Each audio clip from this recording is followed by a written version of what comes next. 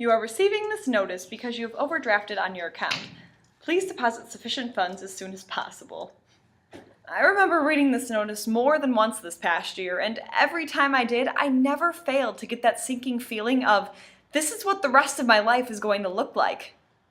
Money certainly doesn't grow on trees, as my dad suggested to me when I was younger. He would point at a shriveled tree in our backyard and say to me, "See, Jess, that was a money tree once." Although he teased, I wasn't always aware of how much of a problem money could cause or how in debt my family actually was. My parents did a good job at hiding me from their obviously insufficient funds. They made trips to the food pantry when I was little seem like an adventure, and they certainly never told me about the loan they took out so that I could experience Disney World before I got too old to enjoy it. No, these things never occurred to my youthful mind. I thought that as long as you had a house and some kind of job, that everything would work out, that somehow money would grow on trees. Skip ahead 10 years or so as I open my mailbox and find bills, bank statements, loan papers. It seemed to happen overnight.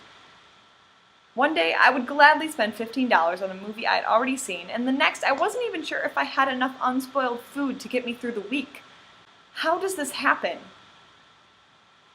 Money is a dictator. It dictates what you do, when you go out, how far you drive, and what you eat. It tells you who you can spend your time with, or whether you can spend time with anyone at all. You don't get to choose what apartment you rent. Your wallet does that for you. We are forced to surrender to money every day of our lives, and we receive the shackles of debt the moment that we remove the chains of dependency. This is what they don't tell you about growing up. Every hormonally challenged day that we spend in high school wishing to be free or to do things on our own is a day that we should have cherished. My family was never one to eat meals together too often, but even so, my mom would always be there after school, offering me whatever we had in our freezer. Now, I would take her leftovers over the stale remains in my refrigerator any day.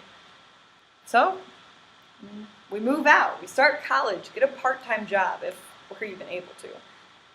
Or maybe we have 2, 3, however many it takes to pay the rent. My sophomore year of college was the first time that I held a job and went to school at the same time, and my first term I had 3 jobs, a full course load, and was living on my own. I'll never quite understand how I managed to fall headfirst into adulthood, but nonetheless, it fell hard.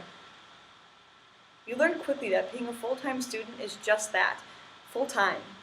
It's a 24-hour, 7 days a week job that pays nothing in the present and everything in the future. But when you have 12 cents to your name and aren't sure whether you have enough gas to even get to class, homework is the least of your concerns. The hardest part of balancing adulthood and studenthood is that grown-up issues seem to, and sometimes do, take more immediacy. Why spend my time reading when I have to check my accounts and pay my bills now? Why worry about that test tomorrow when I need to figure out where I'm living next month? Those basic human needs, food, water, shelter, take precedence when their lack becomes obvious. But 1D on a test, well, how bad could it be? This is the problem I've found not only in college, but in life as well. Every aspect of a person, their work, school, family, each need 100% of your attention at all times in order to be successful.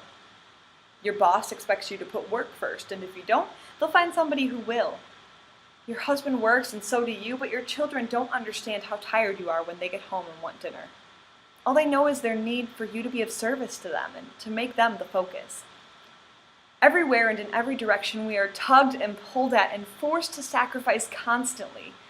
We have to settle for this strain because we have no other choice. You know, liberal arts schools are great. They teach us to be well-rounded individuals. But what does that actually mean when applied to everyday life? They teach us to adapt to any situation and discipline and remind us that if we can't do it all, then we're going to be of no use. The days of being trained for a specific career and groomed in one area are gone. Specialists are replaced with jacks of all trades, people who are good at everything and great at nothing. That is where we will all fail. We may leave our undergraduate education as a well-rounded student, but then what will we have to stand up under if we have no defined sides, no corners and edges to ground us and keep us stable? We will roll through jobs and apartments and relationships, and we will never be able to commit to one solid path because we're taught that being one-directional is bad and that we should always be prepared to pick up and move on. I'll be able to tell my future employers that I'm well-rounded when, in all honesty, I'm simply unstable. In this money-driven, independently made society, we are all at risk. And this is the life we're about to go into. College doesn't prepare you for spending wisely or getting by and making things work. It hands you a degree saying, go, make something of yourself, because if you don't do it, no one is going to do it for you. And if we fail, which we most certainly will at one point or another, it's our fault. Not our society, not our education. Ours and ours alone.